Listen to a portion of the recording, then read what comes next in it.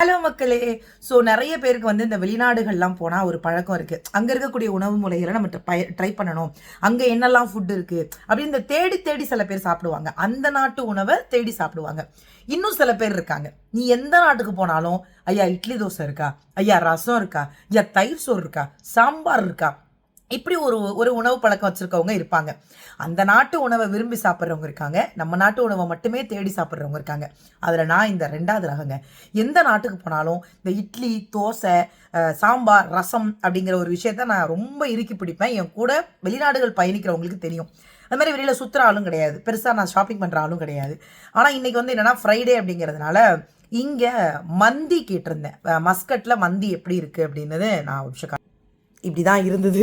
இத பார்க்கும்போதே எனக்கு எப்படி சாப்பிட்றதுன்னு தெரியல. ஸோ இது இது சிக்கன் சூப்புன்னு நெனைக்கிறேன். ஸோ இதுதான் இன்னைக்கு நம்மளுடைய லஞ்ச்.